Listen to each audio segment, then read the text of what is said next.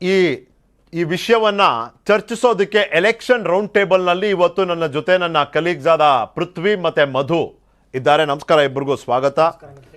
ನೋಡಿ, ಲಾಸ್ಟ್ ಟೈಮೇ ಇಂಥದ್ದೊಂದು ಘೋಷಣೆ ಆದಾಗ ಒಂದು ಬೇಸಿಕ್ ಲೆಕ್ಕಾಚಾರದ ಮೂಲಕ ನಾವು ಪ್ರಶ್ನೆ ಕೇಳಿದ್ವಿ. ನಾವು ಮಾತ್ರ ಅಲ್ಲ, 16 ಜನ ಕೇಳಿದ್ರು. ಆರ್ಥಿಕ ತಜ್ಞರು ಕೂಡ ಅದೇ ರೀತಿಯ ಪ್ರಶ್ನೆಗಳನ್ನ ಕೇಳಿದ್ರು. ರಾಜ್ಯದ ಆರ್ಥಿಕ ಸ್ಥಿತಿ ಅರ್ಥಂತ ವ್ಯಕ್ತಿಗಳು ಕೂಡ ಅದೇ ಪ್ರಶ್ನೆ ಕೇಳಿದ್ರು.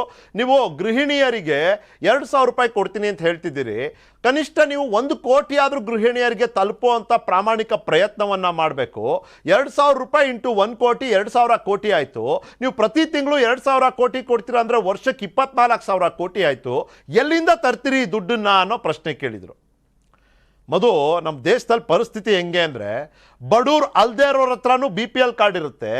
RTE ಅವಶ್ಯಕತೆ ಇಲ್ಲದೇ ಇರೋರು ಕೂಡ ಅವ್ರ ಮಕ್ಕಳನ್ನ ರೈಟ್ ಟು ಎಜುಕೇಷನ್ ಕೋಟಾನಲ್ಲಿ ಶಾಲೆಗೆ ಸೇರಿಸಿರ್ತಾರೆ. ಶಾಲೆಗೆ ಬಿಡೋದು ಇನೋವಾ ಕಾರಲ್ಲಿ. ಈ ಥರದ ವ್ಯವಸ್ಥೆ ಮತ್ತು ಪರಿಸ್ಥಿತಿ ಇರೋವಂಥ ಈ ದೇಶದಲ್ಲಿ ನಿರುದ್ಯೋಗಿಗಳಿಗೆ ನಾವು ಭತ್ಯೆ ಕೊಡ್ತೀವಿ ಅಂದರೆ ಇದರ ಸಾಧಕ ಬಾಧಕಗಳು ಏನು ಅನ್ನೋದು ಚರ್ಚೆಯ ವಿಷಯ ಆಗಬೇಕು. ಇಲ್ಲಿ 1,500 3,000 ರೂಪಾಯಿ ಅಂತ ಹೇಳ್ತಿದ್ದಾರೆ. ಎಷ್ಟು ಜನ ನಿರುದ್ಯೋಗಿಗಳಿದ್ದಾರೆ? ಇತ್ತೀಚಿನ ದಿನಗಳಲ್ಲಿ ESS ಅಂತ ಒಂದು ಸರ್ವೆ ಬರುತ್ತೆ. ESS ಅನ್ಎಂಪ್ಲಾಯ್ಮೆಂಟ್ ದರದ ಬಗ್ಗೆನೇ ತನ್ನದೇ ಆದ ವಿಶೇಷ ಸಮೀಕ್ಷೆಯನ್ನು ನಡೆಸುತ್ತೆ. ಅದರಲ್ಲಿ ಹೇಳುತ್ತೆ ನಮ್ಮ ದೇಶದ ನಿರುದ್ಯೋಗದ ದರ ಇವತ್ತು 9.5%ಗಿಂತ ಜಾಸ್ತಿ ಇದೆ ಅಂತ. ಅದನ್ನು ನಾವು ರಾಜ್ಯಕ್ಕೆ ಹೋಲಿಕೆ ಮಾಡಿ ನೋಡಿದ್ರೆ ಇಲ್ಲಿನ ಯುವ ಸಮುದಾಯ, ಪದವೀಧರರು ಎಷ್ಟು ಜನ ಇದ್ದಾರೆ, ಅದರಲ್ಲಿ ನಿರುದ್ಯೋಗಿಗಳು ಎಷ್ಟು ಜನ ಇದ್ದಾರೆ, ಆ ಸಂಖ್ಯೆ ಒಂದಷ್ಟು ಲಕ್ಷ ಜನರಲ್ಲಿ ಹೋಗುತ್ತೆ. ಒಂದಷ್ಟು ಲಕ್ಷ ಜನರಿಗೆ 3,000 ರೂಪಾಯಿ ಅಥವಾ 1,500 ರೂಪಾಯಿ ಕೊಡ್ತಾರೆ ಅಂದರೆ ಅದೊಂದಷ್ಟು 1,000 ಕೋಟಿಗಳಾಗುತ್ತೆ. ಅಲ್ಲಿಂದ ಶುರು ಮಾಡಿ. ಈಗ ಸಹಜ ಈ ಹಣವನ್ನು ಹೇಗೆ ಹೊಂದಾಣಿಕೆ ಮಾಡ್ತಾರೆ ಅನ್ನುವಂಥದ್ದನ್ನೇ ದೊಡ್ಡ ಪ್ರಶ್ನೆ BJP ಕೂಡ ಎತ್ತಿದ್ದು. ಏನು 200 ಯೂನಿಟ್ ಪ್ರತಿ ಮನೆಗೂ ಕೂಡ, ಅದೇನು ಬಡವನೋ ಶ್ರೀಮಂತನೋ BPL APL ಅದೆಲ್ಲದರ ಹೊರತಾಗಿ ಪ್ರತಿ ಮನೆಗೆ ಅಂತ ಘೋಷಣೆ ಮಾಡಿರೋದ್ರಿಂದ ಈಗ ಇದನ್ನು ಕೂಡ ಅನೌನ್ಸ್ ಮಾಡಿದ್ದಾರೆ. ದುಡ್ಡು ಎಲ್ಲಿ ಅನ್ನುವಂಥದ್ದು ದೊಡ್ಡ ಪ್ರಶ್ನೆ.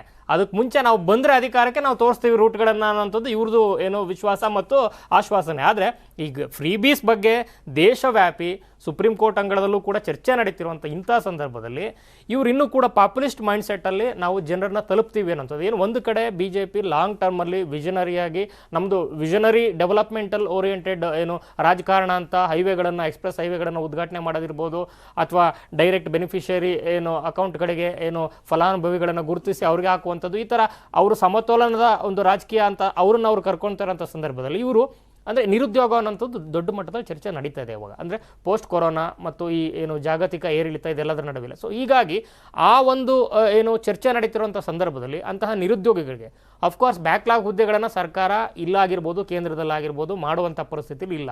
ಎಕ್ಸ್ಚೆಕ್ಕರ್ಗೆ ಎಷ್ಟು ಹೊಡ್ತಾ ಇದೆ ಅನ್ನೋಂಥದ್ದು ಗೊತ್ತಿದೆ. ಸೊ ಈ ಹಿನ್ನೆಲೆಯಲ್ಲಿ ನನಗೆ ಸರ್ಕಾರಿ ಉದ್ಯೋಗ ಅಥವಾ ಉದ್ಯೋಗನೇ ಇಲ್ಲ ಅಂತ ಏನು ಮನಸ್ಥಿತಿಗಳು ಹಪಾಪಿಸ್ತಾ ಇವೆಲ್ಲ, ಅಂಥ ಅಪಹಪತ್ಯನ ಮತವಾಗಿ ಪರಿವರ್ತನೆ ಮಾಡಲಿಕ್ಕೆ ಆಗುತ್ತಾ ಅನ್ನೋಂಥ ಒಂದು ಸ್ಟ್ರಾಟಜಿ ಕಾಣಿಸ್ತಾ ಇದೆ. ಮತ್ತು ಅದು ಹೇಗಾಗುತ್ತೆ ಅನ್ನೋಂಥದ್ದು ಮುಂದಿನ ದಿನಗಳು ಗೊತ್ತಾಗುತ್ತೆ. ಜೊತೆಗೆ ಇವ್ರು ಮಾಡ್ಕೊಂಡಿರೋವಂಥ ಒಂದು ತಂತ್ರ ಏನಿದೆ ನೋಡಿ, ಒಂದು ಸಲ ಪ್ರಣಾಳಿಕೆಯನ್ನು ಅನೌನ್ಸ್ ಮಾಡಿಬಿಟ್ಟು ಅದು ಎಲ್ಲೋ ಗಾಳಿಯಲ್ಲಿ ತೇಲಿ ಹೋಗೋದಕ್ಕಿಂತ ಹಂತ ಹಂತವಾಗಿ ಕ್ಲೋಸ್ ಟು ಎಲೆಕ್ಷನ್ ಈಗೇನು 4ನೇದು ಮಾಡಿದ್ದಾರೆ. ಜನರಿಗೆ ಈಗ ಒಂದು ಘೋಷಣೆ ಆದಮೇಲೆ ಅದ್ರದ್ದು ಪ್ರಚಾರ ಆಗುತ್ತೆ. ಆಟೋಗಳಲ್ಲಿ, ಜಾಹೀರಾತು, ಪತ್ರಿಕೆಗಳಲ್ಲಿ, TVಗಳಲ್ಲಿ ಮತ್ತು ಜನರ ಬಾಯಲ್ಲೂ ಕೂಡ ಮೌತ್ ಟು ಮೌತ್ ಪಬ್ಲಿಸಿಟಿ ಆಗುತ್ತೆ. ಸೊ ಎಲ್ಲ ಸ್ಟ್ರಾಟಜಿಯ ಆಧಾರದಲ್ಲಿ ಜನರ ಮನಸ್ಥಿತಿಯಲ್ಲಿ ಇನ್ನೂ ಕೂಡ ಏನು ಆ ಒಂದು ಪಾಪ್ಯುಲಿಸ್ಟ್ ಮೆಂಟಾಲಿಟಿ ಏನಿದೆ, ಆ ಒಂದು ವರ್ಗ ಏನಿದೆ, ಕಾಂಗ್ರೆಸ್ನ ಮತ ಬ್ಯಾಂಕ್ ಪರ್ಟಿಕ್ಯುಲರ್ ಆಗಿ ನೋಡೋದಾದರೆ ಗ್ರಾಮೀಣ ಭಾಗದಲ್ಲಿ ಆ ಮತ ಬ್ಯಾಂಕ್ ಇನ್ನೂ ಇದೆ. ನಮಗೆ ಆ ಮತ ಬ್ಯಾಂಕನ್ನು ತಲುಪ್ಕೊಳ್ಳಿಕ್ಕೆ ಇದೇ ಒಂದು ಸರಳ ವಿಧಾನ ಅಂತ ಅನ್ನಿಸ್ತಾ ಇರ್ಬೋದು. ದುಡ್ಡು ಹೇಗೆ ಕೊಡ್ತಾರೆ ಮತ್ತೊಂದು ಎಲ್ಲವೂ ಕೂಡ ಆರ್ಥಿಕ ಪಂಡಿತರಿಗೆ ಬಿಟ್ಟಿದ್ದು, ಅವ್ರು ಚರ್ಚೆ ಮಾಡ್ತಾರೆ, ಅದು ಕ್ರೀಮಿ ಲೇಯರು. ಆದರೆ ಅಂತಹ ಮನಸ್ಥಿತಿ ಇರೋ ಮತದಾರನಿಗೆ ತುಂಬ ಅಟ್ರಾಕ್ಟಿವ್ ಅನ್ಸುತ್ತಿದ್ದು. ಸೊ ಆ ಒಂದು ಮನಸ್ಥಿತಿಯನ್ನ ಬೇಟೆ ಆಡೋ ಪ್ರಯತ್ನ ಇದ್ರಲ್ಲಿ ಕಾಣಿಸ್ತಾ ಇದೆ. ಆದರೆ ಇದರಲ್ಲಿ ಇನ್ನೊಂದು ಅಜೆಂಡಾದ ಮತ್ತೊಂದು ಆಯಾಮ ಏನು ಅಂದರೆ ನಿರುದ್ಯೋಗ, ಸರ್ಕಾರದ ವೈಫಲ್ಯ. ಮೋದಿ ಅವರು ಅವತ್ತು ಏನು ಹೇಳಿದರು, ವರ್ಷಕ್ಕೆ 2 ಕೋಟಿ ಜಾಬು, ಇವಾಗ 9ನೇ ವರ್ಷದಲ್ಲಿದ್ದಾರೆ, 18 ಕೋಟಿ ಉದ್ಯೋಗ ಸೃಷ್ಟಿ ಆಯ್ತಾ ಅಂತ BJPಯವ್ರು ಪ್ರತ್ಯುತ್ತರ ಕೊಡ್ತಾರೆ. ಇವತ್ತು ನಮ್ಮ ಹತ್ರ 100 ಯೂನಿಕಾರ್ನ್ ಇದೆ. ಎಂತೆಂಥ ಸ್ಟಾರ್ಟಪ್ ನಮ್ಮ ದೇಶದಲ್ಲಿ ನಾವು ಬಂದಿದೆ ಅಂದರೆ ಅದಕ್ಕೆ ಅವಕಾಶ ಮಾಡಿಕೊಟ್ಟವ್ರು ಯಾರು? ಸರ್ಕಾರದ ನೀತಿ ನಿಯಮ.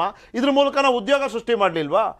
2 ಕೋಟಿ ಉದ್ಯೋಗ ಅಂದರೆ ಎಲ್ರಿಗೂ ಸರ್ಕಾರದ ಅಧೀನದಲ್ಲಿರುವಂಥ ಇಲಾಖೆಗಳಲ್ಲೇ ಕೊಡ್ತೀವಿ ಅಂತಲ್ಲ, ವಾತಾವರಣ ಓವರ್ ಆಲ್ ಹೆಂಗ್ ಸೃಷ್ಟಿ ಮಾಡ್ತೀವಿ ಅಂದ್ರೆ ಮೀನು ಹಿಡಿಯೋದನ್ನ ಹೇಳ್ಕೊಡ್ತೀವಿ, ಮೀನನ್ನೇ ಕೊಡಲ್ಲ ಅನ್ನೋಂಥದ್ದು BJP ಏನಿದೆ. ನಾವು ಮೀನು ಕೊಟ್ಟೆ ಅದನ್ನ ಮತವಾಗಿ ಕನ್ವರ್ಟ್ ಮಾಡ್ತೀವಿ ಅನ್ನೋಂಥದ್ದು ಕಾಂಗ್ರೆಸ್ ಅವರು ಲೆಕ್ಕಾಚಾರ ತರ ಕಾಣಿಸ್ತಾರೆ. ಅಲ್ಲ, ಮೀನ ಅವರಂತೂ ಹಿಡಿದು ಕೊಡ್ತಿಲ್ಲ, ನಿಮ್ಗಾರು ಹಿಡಿದು ಕೊಡ್ತೀವಿ ಅಂತ. ನೋಡಿ ಪೃಥ್ವಿ, ಗೃಹ ಲಕ್ಷ್ಮಿ, ಗೃಹ ಜ್ಯೋತಿ, ಅನ್ನಭಾಗ್ಯ ಎಲ್ಲ ಒಂದು ರೀತಿಯಲ್ಲಿ ಸಮುದಾಯಗಳಿಗೆ ಓಲೈಸುವಂಥ ಕಾರ್ಯಕ್ರಮಗಳಂತೆ ಕಾಣ್ತವೆ ಗೃಹ ಶಕ್ತಿ ಬಿಟ್ಟು. ಗೃಹಲಕ್ಷ್ಮಿ ಅಂದರೆ ಅದು ಮಹಿಳಾ ಸಮುದಾಯ ಆಯಿತು, ಅನ್ನಭಾಗ್ಯ ಅಂದರೆ ಒಂದು ಸಮಾಜದ ಒಂದು ವರ್ಗ ಆಯಿತು, ಇವತ್ತು ಯುವ ನಿಧಿ ಅಂತಿದ್ದಾರೆ. ಯುವಕರ ಮತ ಪ್ಲೀಸ್. ಅಲ್ಲ, ಈಗ ಬಿಜೆಪಿ ಮೇಯ್ನ್ ಆಗಿ ಡಿಪೆಂಡ್ ಆಗಿರುವಂಥದ್ದು ಯೂತ್ಸ್ಗಳ ಮೇಲೆ. ಯಾಕೆ ಅಂದರೆ ಅದಕ್ಕೊಂದು ಮೋದಿ ಅಲೆ ಅಂತ ನಾವು ಏನು ಕರಿತೀವಿ, ಅಥವಾ ಅವರ ನಾಯಕತ್ವ, ವರ್ಚಸ್ಸು, ಅದರಿಂದ ಪ್ರಭಾವಕ್ಕೆ ಒಳಗಾಗಿರುವಂಥ ಒಂದು ಬಹುತೇಕ ಪ್ರಮಾಣ ಯುವ ಸಮುದಾಯದಲ್ಲಿ. ಆಕ್ಚುಲಿ ಯಾವಾಗ್ಲೂ ಕಾಂಗ್ರೆಸ್ ನಾಯಕರು ಹೇಳ್ತಾ ಇರ್ತಾರೆ, ನೀವು ಯಾವಾಗ್ಲೂ ಮೋದಿ ಮೋದಿ ಅಂತೀರಪ್ಪ. ಹೌದು, ನಿಮ್ಗೆ ಏನ್ ಕೊಟ್ರು ಹೇಳಿ, ನಿಮ್ಗೆ ಉದ್ಯೋಗ ಕೊಟ್ರ ಅಂತ ಪ್ರಶ್ನೆ. ಆಮೇಲೆ ಉದ್ಯೋಗ ಸಿಕ್ಕಿದ್ರು ಕೂಡ ಯೂತ್ಸಿಗೆ 15,000, 18,000, 20,000 ಈ ರೀತಿಯಾಗಿದೆ. ಬೆಂಗಳೂರಿನಲ್ಲಿ 18,000, 20,000 ಬರೋನ್ ಬದುಕಕ್ಕೆ ಆಗ್ತಿಲ್ಲ. ಬಿಕಾಸ್ 1,200 ರೂಪಾಯಿ, ಆಮೇಲೆ ಮತ್ತೆ ಅಂದರೆ ಗ್ಯಾಸ್ ರೇಟು, ಆಮೇಲೆ ಪೆಟ್ರೋಲ್ ರೇಟು, ಈ ರೀತಿಯಾಗಿರುವಂಥ ಟೈಮ್ನಲ್ಲಿ ಅಂಥವ್ರಿಗೂ ಕೂಡ 3,000 ರೂಪಾಯಿ ಎಲ್ಲ ಹೋಗುತ್ತೆ. ಬಿಕಾಸ್ ಅದನ್ನು ತೋರಿಸ್ಲಿಕ್ಕೆ ಆಗೋದಿಲ್ಲ. ಪ್ರೈವೇಟ್ ಕಂಪ್ನಿಲಿ ವರ್ಕ್ ಮಾಡ್ತಿರೋನು ಅದನ್ನೇನು ತೋರಿಸೋದಿಲ್ಲ. 3,000 ರೂಪಾಯಿ. ನೀವು ಹೇಳೋದೇನು ಅಂದರೆ ಉದ್ಯೋಗದಲ್ಲಿ ಇದ್ದವರು ಕೂಡ ನಿರುದ್ಯೋಗಿ ಅಂತ ಗುರುತಿಸ್ಕೊಂಡು ಈ ದುಡ್ಡನ್ನು ಪಡ್ಕೊಳ್ಳೋ ಪ್ರಯತ್ನ ಮಾಡ್ತಾರೆ. ಪಡ್ಕೊಳ್ಳುವಂಥ ಪ್ರಯತ್ನ ಆಗೇ ಆಗುತ್ತೆ. ಅದರ ಜೊತೆಗೆ ಮೇಯ್ನ್ ಆಗಿ ಕಾಂಗ್ರೆಸ್ಗೇನು ಅಂದರೆ, ಈಗ ಮಧು ಸರ್ ಹೇಳ್ತಾ ಇದ್ರು ಆವಾಗಲೇ, ಪ್ರಣಾಳಿಕೆ ಯಾವಾಗಲೂ ಘೋಷಣೆ ಮಾಡೋರು ಅದ್ರ ಮೇಲೆ ಯಾರು ಅಷ್ಟೊಂದು ತಲೆ ಕೆಡಿಸ್ಕೊಳ್ತಿರಲ್ಲ. ಎಲ್ಲೋ ಒಂದೊಂದು ಇಂಪ್ಯಾಕ್ಟ್ ಆಗ್ತಿತ್ತು ಅಷ್ಟೇ, ಎಲ್ಲೋ ಒಂದೊಂದು ಮನಸ್ಸಿಗೆ ಹೋಗ್ತಾ ಇತ್ತು. ಬಟ್ ಇವರು ಹತ್ತಿರ ಒಂದು 3 ತಿಂಗಳಿಂದಲೂ ಗೃಹ ಜ್ಯೋತಿ, ಗೃಹಲಕ್ಷ್ಮಿ, ಅದ್ರ ಜೊತೆಗೆ ಅನ್ನಭಾಗ್ಯ, ಅದ್ರ ಜೊತೆಗೆ ಈಗ ಏನು 3,000 ರೂಪಾಯಿ, 1,500 ರೂಪಾಯಿ ಅಂತ ಘೋಷಣೆ ಮಾಡಿದ್ದಾರೆ. ಪ್ರತಿಯೊಂದು ಕೂಡ ನಾಟುತ್ತೆ. ಪ್ರತಿಯೊಂದು ವರ್ಗಕ್ಕೂ ಕೂಡ ಇದು ಗೃಹ ಜ್ಯೋತಿ ಅನ್ನೋದು ಇಡೀ ಕುಟುಂಬಕ್ಕೆ ಗೊತ್ತಾಗುತ್ತೆ. ಆಮೇಲೆ ನೀವು ಹೇಳ್ದಂಗೆ 2,000 ರೂಪಾಯಿ ಮಹಿಳೆಯರಿಗೆ ಕೊಡ್ತಾ ಇರೋದು, ಅದು ಮಹಿಳಾ ವರ್ಗವನ್ನ ಅಟ್ರಾಕ್ಟ್ ಮಾಡುತ್ತೆ. ಬಿಡು, 2,000 ರೂಪಾಯಿ ಬಂದ್ರೆ ಬರುತ್ತೆ, ಯಾಕೆ ಹಾಕ್ಬಾರ್ದು ಅಂತ ಹೇಳ್ತಾರೆ. ಆಮೇಲೆ ಈಗ ಯೂತ್ಸ್ ಅನ್ನು ಕೂಡ ಅಟ್ರಾಕ್ಟ್ ಮಾಡುತ್ತೆ. ಅದರ ಜೊತೆಗೆ ಈ ಅನ್ನಭಾಗ್ಯ ಅನ್ನುವಂಥದ್ದು ಈ ಬಡವರ್ಗದವ್ರನ್ನ ಕೂಡ ಅಟ್ರಾಕ್ಟ್ ಮಾಡುತ್ತೆ. ಅದ್ರ ಜೊತೆಗೆ ನಾನು ಕಾಂಗ್ರೆಸ್ಗೆ ಯಾಕೆ ಇದು ಅನಿವಾರ್ಯತೆ ಅಂದರೆ, ಕಳೆದ ಬಾರಿ ಅಷ್ಟೆಲ್ಲ ಯೋಜನೆಗಳನ್ನು ಘೋಷಣೆ ಮಾಡಿದಂಥ ಸಂದರ್ಭದಲ್ಲಿ, ಭಾಗ್ಯಗಳನ್ನು ಕೊಟ್ಟಂಥ ಸಂದರ್ಭದಲ್ಲಿ ಅಭಿವೃದ್ಧಿಯನ್ನು ಒಂದು ಹಂತಕ್ಕೆ ಮಾಡಿದರೂ ಕೂಡ ಸಿದ್ದರಾಮಯ್ಯನವರಿಗೆ ಹೊಡೆತ ಕೊಟ್ಟಿದ್ದು ಟಿಪ್ಪು ಜಯಂತಿ ಅನ್ನುವಂಥದ್ದು, ಅದರ ಜೊತೆಗೆ ಲಿಂಗಾಯತ ಧರ್ಮ ಅನ್ನುವಂಥದ್ದೆಲ್ಲ ಮುನ್ನೆಲೆಗೆ ತಂದಂಥ ಹಿನ್ನೆಲೆಯಲ್ಲಿ ನಾವು ಏನು ಮಾಡಿದ್ರು ಅಷ್ಟೇ ನಮಗೆ ಬೇಕಾಗಿರುವಂಥದ್ದು ಅಭಿವೃದ್ಧಿ ಅನ್ನುವಂಥದ್ದಲ್ಲ, ಹಿಂದುತ್ವ ವಿಚಾರ ಇಂಥವನ್ನೆಲ್ಲ ಜನರ ಮನಸ್ಸಿಗೆ ತುಂಬಿದಂಥ ಸಂದರ್ಭದಲ್ಲಿ ನಾವು ಎಷ್ಟು ಅಭಿವೃದ್ಧಿ ಕೆಲಸ ಮಾಡಿದ್ರು ಕೂಡ ರೀಚ್ ಆಗಲ್ಲ ಅನ್ನುವಂಥದ್ದು ಗೊತ್ತಾಗ್ಬಿಡುತ್ತೆ. ಸೊ ಹೀಗಾಗಿ ಈ ಬಾರಿ ಅವರು ಒಂದೊಂದು ಒಳ್ಳೊಳ್ಳೆ ಕಾರ್ಯಕ್ರಮಗಳನ್ನು, ಯೋಜನೆಗಳನ್ನು ಘೋಷಣೆ ಮಾಡುವ ಮುಖಾಂತರ ಎಲ್ಲಾ ವರ್ಗದವರನ್ನ ಕೂಡ ಸೆಳೆಯುವಂತ ಪ್ರಯತ್ನ. ಅದರ ಜೊತೆಗೆ ಕಾಂಗ್ರೆಸ್ಗೆ ಈ ಕರ್ನಾಟಕ ಎಷ್ಟು ಇಂಪಾರ್ಟೆಂಟು ಅಂದ್ರೆ, ಹಿಮಾಚಲ ಪ್ರದೇಶ, ಛತ್ತೀಸ್ಗಢ, ರಾಜಸ್ಥಾನ, ಈ 3 ರಾಜ್ಯದಲ್ಲಿ ಮಾತ್ರ ಕಾಂಗ್ರೆಸ್ ಪರಿಪೂರ್ಣವಾಗಿ ಅಧಿಕಾರದಲ್ಲಿರುವಂಥದ್ದು. ರಾಜಸ್ಥಾನ ನೆಕ್ಸ್ಟ್ ಎಲೆಕ್ಷನ್ ಇದೆ, ಅದು ಬರುತ್ತೋ ಇಲ್ವೋ ಗೊತ್ತಿಲ್ಲ ಅವರಿಗೆ. ಮಧ್ಯಪ್ರದೇಶ ಎಲೆಕ್ಷನ್, ಅದರಲ್ಲಿ ಬಿಜೆಪಿ ಇದೆ. ಆಮೇಲೆ ಅತಿ ದೊಡ್ಡ ರಾಜ್ಯ ಅನ್ನುವಂಥದ್ದು ಬೇಕಾಗಿದೆ ಕಾಂಗ್ರೆಸ್ಗೆ ಅಧಿಕಾರ. ಹಿಮಾಚಲ ಪ್ರದೇಶ, ಛತ್ತೀಸ್ಗಢ ಏನೇ ಅಧಿಕಾರದಲ್ಲಿ ಇದ್ರೂ ಕೂಡ ಚಿಕ್ಕ ರಾಜ್ಯಗಳು. ಆಮೇಲೆ ದಕ್ಷಿಣ ಭಾರತದಲ್ಲಿ ಬೇರೆ ಕಾಂಗ್ರೆಸ್ಗೆ ಒಂದು ಅಧಿಕಾರ ಗಟ್ಟಿ ನೆಲೆ ಅಂತ ಇರುವಂಥದ್ದು ಅಂದ್ರೆ ಕರ್ನಾಟಕದಲ್ಲಿ. ಸೊ ಅದು ಯಾವ ರೀತಿಯಾಗಾದ್ರೂ ಅಟ್ರಾಕ್ಟ್ ಮಾಡಿ ಜನರನ್ನ ಒಟ್ಟಿನಲ್ಲಿ ಅಧಿಕಾರಕ್ಕೆ ಬರಬೇಕಾಗಿರುವಂತಹ ಒಂದು ಹಿನ್ನೆಲೆಯಲ್ಲಿ ಈ ರೀತಿಯಾಗೆಲ್ಲ ಒಂದು ಘೋಷಣೆಗಳನ್ನ ಅದು ಯಾವ ರೀತಿಯಾಗಾದ್ರೂ ಹೊರ ಬೀಳಲಿ, ಒಟ್ಟಿನಲ್ಲಿ ಜನ ನಮಗೆ ವೋಟ್ ಹಾಕ್ಬೇಕು, ಜನರನ್ನ ಅಟ್ರಾಕ್ಟ್ ಮಾಡಬೇಕು, ಈ ರೀತಿಯಾಗಿ ಕಾಂಗ್ರೆಸ್ ಮುಂದಾಗಿದೆ ಅನ್ನೋದಕ್ಕೆ ಇವೆಲ್ಲವೂ ಕೂಡ ಈ ಘೋಷಣೆಗಳ ರಾಜ್ಯ ಬಜೆಟ್ ಅಲ್ಲೂ ಕೂಡ ಯಾವುದೇ ಕ್ಲೋಸ್ ಟು ಎಲೆಕ್ಷನ್ ಪಾಪ್ಯುಲಿಸ್ಟ್ ಸ್ಕೀಮ್ಗಳು ಯಾವುದೂ ಇಲ್ಲ. ಅಂದ್ರೆ ರಿಯಲಿಸ್ಟಿಕ್ ಆಗಿ, ಪ್ರಾಗ್ಮ್ಯಾಟಿಕ್ ಆಗಿ ನೋಡುವಂತ ಏನು, ವಾಸ್ತವಕ್ಕೆ ಹತ್ತಿರದಲ್ಲಿ ನೋಡುವಂತ ಏನು ಮತದಾರ ಇದ್ದಾರೆ, ಅವ್ರನ್ನ ನಾವು ವಿಶ್ವಾಸ ತಗೊಂಡು ಅವ್ರನ್ನ ನಾವು ಏನು ಟಚ್ ಮಾಡ್ತೇವೆ ಅನ್ನೋ ವಿಶ್ವಾಸದಲ್ಲಿ ಬಜೆಟ್ ಬಂತು. ಕೇಂದ್ರ ಬಜೆಟು ಹಾಗೆ ಇತ್ತು, ರಾಜ್ಯ ಬಜೆಟು ಹಾಗೆ ಇತ್ತು. ಮತ್ತೆ ಎಂಟೈರ್ ಬಿಜೆಪಿಯ ಒಂದು ಏನು ನೀತಿ ಸಂಹಿತೆನೇ ಆಗಿದೆ. ಫ್ರೀ ಬೀಸ್ಗಳನ್ನ ಬೇಕಾಬಿಟ್ಟಿ ಆರ್ಥಿಕ ಶಿಸ್ತನ್ನು ಮೀರಿ ಮಾಡುವಂಥದ್ದು ಯಾವ ಸರ್ಕಾರದಲ್ಲೂ ಇಲ್ಲ ಅಂತ. ಆ ಕಾರಣಕ್ಕೆ ಈಗ ವೇತನ ಆಯೋಗದೂ ದೊಡ್ಡ ಏನು ಅಲ್ಲ, ವೆರಿ ಕ್ವಿಕ್ಲಿ ಇಬ್ರಿಗೂ ನಾನು ಕೇಳ್ತೀನಿ, ಇಲ್ಲಿ ಯಾರು ಮೊದಲು ಮಾಡಿದ್ರು ಅಂತನಾ ಅಥವಾ ಯಾರು ಚೆನ್ನಾಗಿ ಮಾಡ್ತಾರೆ ಅನ್ನೋ ಪ್ರಶ್ನೆನಾ ಅಂತ. ಯಾಕೆ ಅಂದರೆ ಇವರು ಗೃಹ ಜ್ಯೋತಿ ಅಂದರು, ಅದಕ್ಕೆ ಬಿಜೆಪಿ ಏನು ಕೌಂಟರ್ ಮಾಡಲಿಲ್ಲ, ತನ್ನದೇ ಆದ ಘೋಷಣೆಗಳೇನು ಮಾಡಲಿಲ್ಲ. ಇವರು ಗೃಹ ಲಕ್ಷ್ಮಿ ಅಂದ್ರು, ಅವರು ಗೃಹಿಣಿಯರಿಗೆ ಅಂತ 500 ರೂಪಾಯಿದು ಒಂದು ಬತ್ತಿಯನ್ನು ತೆಗೆದಿಟ್ಟು 1,000 ರೂಪಾಯಿ ಮಾಡಿದ್ರು, ಅದನ್ನ 1,000 ರೂಪಾಯಿ ಬೇರೆ ಮಾಡಿದ್ರು. ಅದಾದ್ಮೇಲೆ ಈಗ ಅನ್ನಭಾಗ್ಯ ಅಂತಿದ್ದಾರೆ. ಇದು ಇಲ್ಲಿ ವ್ಯತ್ಯಾಸ ಇರೋದು 7 kgನ 10 kgನ ಅನ್ನೋದಷ್ಟೇ ವ್ಯತ್ಯಾಸ ಇರೋದು. ಅದು ಬಿಟ್ಟರೆ ಸ್ಕೀಮ್ ಅದಾಗದೇ ಓಡ್ತಾನೆ ಇದೆ. ಈಗ ಯುವ ನಿಧಿ ಅಂತ ಇವ್ರು ಮಾಡಿದ್ದಾರೆ. ಆದರೆ ಇವತ್ತಿನ ಸರ್ಕಾರ, ಕರ್ನಾಟಕದಲ್ಲಿ ಬಿಜೆಪಿಯ ಸರ್ಕಾರ ಯೂತ್ ಪಾಲಿಸಿ ಅಂತಾನೆ ಒಂದು ಮಾಡಿ ಅದ್ರ ಬಗ್ಗೆನೇ ವಿಶೇಷ ಒಂದು ಆದ್ಯತೆ ಗಮನವನ್ನು ಹರಿಸಿರುವಂಥದ್ದನ್ನು ನಾವು ನೋಡಿದ್ದೀವಿ. ಅಲ್ಲಿಗೆ ಇದು ಘೋಷಣೆ ಮತ್ತು ಪ್ರಣಾಳಿಕೆಯ ಅಂಶಗಳ ಪೈಪೋಟಿ. ಪ್ರಶ್ನೆ ನಮ್ಮಂಥವ್ರ ಮುಂದೆ ಇರುವಂಥದ್ದು, ಯಾರು ಫಸ್ಟ್ ಮಾಡಿದ್ರು ಅಂತನಾ ಅಥವಾ ಯಾರು ತಾರ್ಕಿಕವಾಗಿ ಇದನ್ನ ಮಾಡ್ತಾರೆ ಅಂತನಾ ಅಥವಾ ಯಾರು ಚೆನ್ನಾಗಿ ಇದನ್ನ ಅನುಷ್ಠಾನಕ್ಕೆ ತರ್ತಾರೆ ಅಂತ. ಈಗ ಯಾರು ಫಸ್ಟ್ ಮಾಡಿದ್ರು ಅನ್ನುವಂಥದ್ದು ಒಂದು ಮಾಸ್ ಅಥವಾ ಗ್ರಾಮೀಣ ವಲಯದಲ್ಲಿ ಇನ್ನೂ ಒಂದು ಏನು ಗಮನ ಸೆಳೆಯೋದಕ್ಕೆ ಅನುಕೂಲ ಆಗುತ್ತೆ.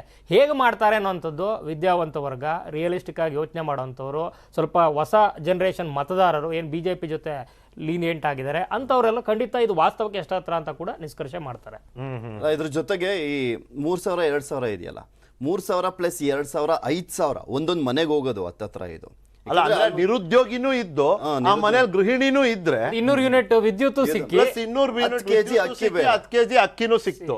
ಆಮೇಲೆ ಪ್ರತಿಯೊಂದಕ್ಕೂ ರೀಚ್ ಆಗುತ್ತೆ. ಪ್ರತಿಯೊಂದು ಈಗ ಓಕೆ ನಾವ್ ಏನ್ ದುಡಿದ್ರು ಕೂಡ ಇದ್ರಲ್ಲೂ ಕೂಡ ನಾವು ಒಂದ್ ಸ್ವಲ್ಪ ಉಳಿಸ್ಕೊಳ್ಬಹುದು ಅನ್ನುವಂತ ಒಂದು ಇವ್ರ ಪ್ರಕಾರ 4 ಕೋಟಿ ಇದ್ರೆ ಖಂಡಿತವಾಗ್ಲೂ ಒಂದು 4ರಲ್ಲಿ 3 ಆದ್ರೂ ಸಿಗುತ್ತೆ ಅನ್ನೋ ತರ ಒಂದ್ ಮನೆಯಲ್ಲಿ. Yes, ಹೌದು. ಆಮೇಲೆ ಲೆಕ್ಕಾಚಾರ ಏನಂದ್ರೆ ಈಗ ಎಲೆಕ್ಷನ್ ಟೈಮಲ್ಲಿ 2,000 ಈಗೆಲ್ಲ ಮಾಮೂಲಿ, ಮಿನಿಮಮ್ ಅಂದ್ರೂ 1,000 ರೂಪಾಯಿ ಒಂದೊಂದು ಮನೆ ಕೊಡ್ತಾರೆ ಎಲ್ಲಾ ಪಕ್ಷದವರು. ಅವ್ರು ಏನೇ ಕೊಟ್ಟರು ಕೂಡ ಇಲ್ಲಿ ಪ್ರತಿ ತಿಂಗಳು 5,000 ಹತ್ತತ್ರ ಬರುತ್ತಲ್ಲ, ಹತ್ತತ್ರ ಅದೇ ಒಂದು 60,000ದವರೆಗೂ ಕೂಡ ಅಂದ್ರೆ ಗೌರ್ಮೆಂಟೇ ಕೊಡುತ್ತಲ್ಲ ಸರ್ಕಾರಕ್ಕೆ. ಅಂದ್ರೆ ಒಂದೊಂದು ಮನೆಗೂ ಒಂದು ವರ್ಷಕ್ಕೆ 60,000 ಇವರು ಕಿಸಾನ್ ಸಮ್ಮಾನ ಹೇಳ್ತಾರೆ. ಅಂದ್ರೆ ಅದು ಕೇಂದ್ರ ಸರ್ಕಾರ 6,000, ರಾಜ್ಯ ಸರ್ಕಾರ 10,000 ಕೊಟ್ಟಂತ ಆಗತ್ತೆ ಅಂತ ಹೇಳಿ. ಈಗ ಬೇರೆ ರೀತಿಲಿ ನಾವು ಕೊಡ್ತಾ ಇದೀವಿ ಅಂತ ಕಾಂಗ್ರೆಸ್ ಹೇಳ್ಕೊಡುತ್ತೆ. ರೈತರು ಕೊಟ್ಟೇ ಕೊಡ್ತೀವಿ, ಮಹಿಳೆಯರಿಗೂ ಕೊಡ್ತೀವಿ, ಯುವಕರಿಗೂ ಕೊಡ್ತೀವಿ, ನಿರುದ್ಯೋಗ ಯುವಕರಿಗೂ ಇದೆ, ಗೃಹಿಣಿಯರಿಗೂ ಇದೆ ಅಂತ ಹೇಳಿದಾಗ ಆಕರ್ಷಣೆ ಅನ್ನೋದು ಇದ್ರಲ್ಲಿ ಕಾಣ್ತಾ ಇದೆ. ಕಾಣ್ತಿದೆ, ಆಕರ್ಷಣೆ ಇದೆ, ಆದ್ರೆ ಅನುಷ್ಠಾನದ ಬಗ್ಗೆ ಪ್ರಶ್ನೆ ಉಳಿಬೇಕು ಅಂತ ಮತದಾರ. ನಾವೆಲ್ಲ ಭಾವನಾತ್ಮಕ ಜೀವಿಗಳ್ರಿ, ನಾವು ಸೋತೋಗ್ಬಿಡ್ತೀವಿ ಬೇಗ. ಈಗ ಪೃಥ್ವಿ ಹೇಳ್ದಂಗೆ ಒಂದು ಮನೆಯಲ್ಲಿ 5,000 ಬರೋ ಸಾಧ್ಯತೆ ಇದೆ ಅಂದ್ರೆ ಯಾಕೆ ಬರಬಾರ್ದು ಅಂತ ಯೋಚನೆ ಮಾಡ್ತಾನೆ ಮತದಾರ. ಬಟ್ ಆ ಯೋಚನೆ ಮತದಲ್ಲಿ ಪರಿಣಮಿಸುತ್ತಾ ಅಂತ ನಾವು ನಾನು ಬರ್ತಾ ಯಾರೋ ಮಾತನಾಡ್ಬೇಕಾದ್ರೆ ಅಲ್ಲಿ ಹೇಳ್ತಾ ಇದ್ರು, ಗುರು 15 ಲಕ್ಷ ಕೊಡ್ತೀವಿ ಅಂದವ್ರಿಗೆ ಓಟ್ ಹಾಕಿ ನಂಬಿಕೆ ಇಟ್ಕೊಂಡು ಓಟ್ ಹಾಕಿಲ್ವಾ, 3,000 ರೂಪಾಯಿ ಅವನು ಕೊಡ್ತಾನೆ ಅಂತ ನಂಬಿಕೆ ಮೇಲೆ ಹಾಕೋಣ, ನೋಡೋಣ ಕೊಡದೆ ಹೋದ್ಮೇಲೆ ಅನ್ನುವಂತ ಮಾತುಗಳು ಕೂಡ ವ್ಯಂಗ್ಯವಾಗಿ ಮಾತಾಡ್ಬೋದು. ಬಟ್ 15 ಲಕ್ಷ ದುಡ್ಡು ಕೊಡ್ತೀನಿ ಅಂತಲ್ಲ. But in any case okay, ಮುಂದಿನ ಸುದ್ದಿಗೆ ಹೋದ್ರೆ